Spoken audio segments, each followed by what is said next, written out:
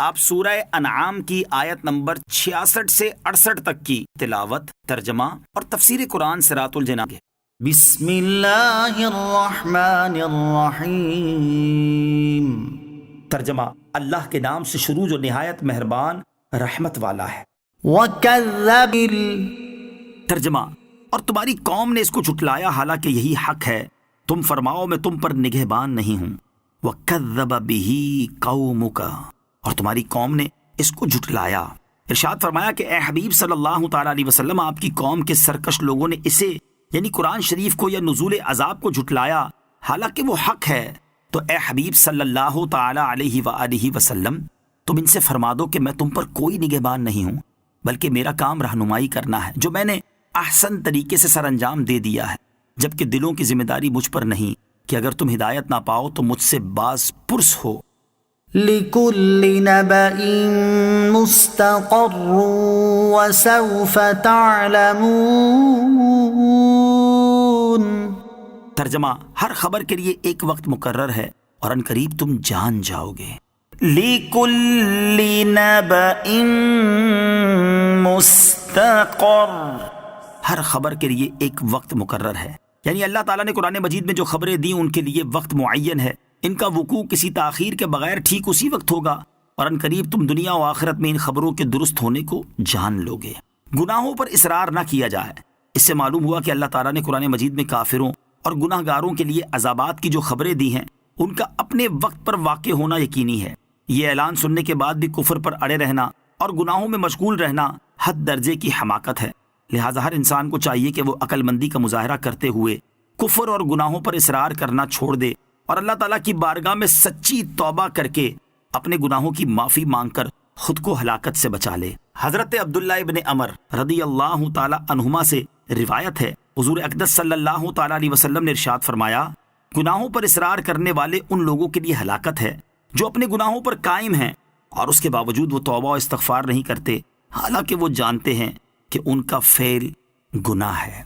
وَإِذَا رَأَيْتَ الَّذِينَ يَخُوضُونَ فِي آيَاتِنَا فَأَعْرِضْ عَنْهُمْ حَتَّى يَخُوضُوا فِي حَدِيثٍ غَيْرِهِ وَإِمَّا يُنْسِيَنَّكَ الشَّيْطَانُ فَلَا تَقْعُدْ بَعْدَ الذِّكْرَى مَعَ الْقَوْمِ الظَّالِمِينَ۔ ترجمہ، اور اے سننے والے، جب تو انہیں دیکھے جو ہماری آیتوں میں بےہودہ گفتگو کرتے ہیں تو ان سے منہ پھیر لے جب تک وہ کسی اور بات میں مشغول نہ ہو جائیں، اور اگر شیطان تمہیں بھلا دے تو یاد آنے کے بعد ظالموں کے پاس نہ بیٹھ۔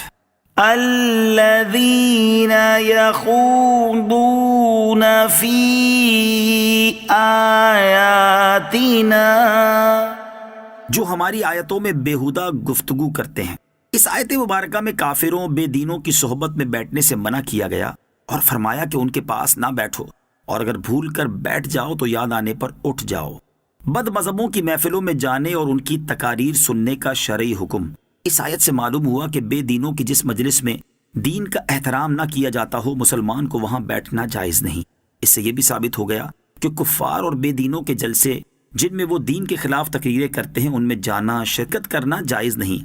حضرت ابو ہریرہ رضی اللہ تعالی عنہ سے روایت ہے، رسول اللہ صلی اللہ تعالی علیہ وسلم نے ارشاد فرمایا، آخری زمانے میں جھوٹے دجال ہوں گے جو تمہارے پاس وہ احادیث لائیں گے جو نہ تم نے سنی نہ تمہارے باپ داداؤں نے۔ ان کو اپنے اور اپنے کو ان سے دور رکھو، وہ تمہیں گمراہ نہ کر دیں، فتنے میں نہ ڈال دیں۔ البتہ علماء جو ان بد مذہبوں کا رد کرنے کے لیے جاتے ہیں وہ اس حکم میں داخل نہیں۔ یاد رہے کہ بد مذہبوں کی محفل میں جانا اور ان کی تقریر سننا ناجائز و حرام اور اپنے آپ کو بد مذہبی و گمراہی پر پیش کرنے والا کام ہے۔ ان کی تقاریر آیات قرآنیہ پر مشتمل ہوں، خواہ احادیث مبارکہ پر، اچھی باتیں چننے کا زوم رکھ کر بھی انہیں سننا ہرگز جائز نہیں۔ عین ممکن بلکہ اکثر طور پر واقع ہے کہ گمراہ شخص اپنی تقریر میں قرآن و حدیث کی شرح و وضاحت کی آڑ میں ضرور کچھ باتیں اپنی بد مذہبی کی بھی ملا دیا کرتے ہیں، اور کبھی خدشہ بلکہ وقوع کا مشاہدہ ہے کہ وہ باتیں تقریر سننے والے کے ذہن میں راسخ ہو کر دل میں گھر کر جاتی ہیں۔ یہی وجہ ہے کہ گمراہ بے دین کی تقریر و گفتگو سننے والا عموماً خود بھی گمراہ ہو جاتا ہے۔ ہمارے اسلاف اپنے ایمان کے بارے میں بے حد محتاط ہوا کرتے تھے، لہٰذا باوجود یہ کہ وہ اپنے عقیدے میں انتہائی متسلم و پختہ ہوتے، پھر بھی وہ کسی بد مذہب کی بات سننا ہرگز گوارا نہ فرماتے تھے، اگرچہ وہ 100 بار یقین دہانی کراتا کہ میں صرف قرآن و حدیث بیان کروں گا۔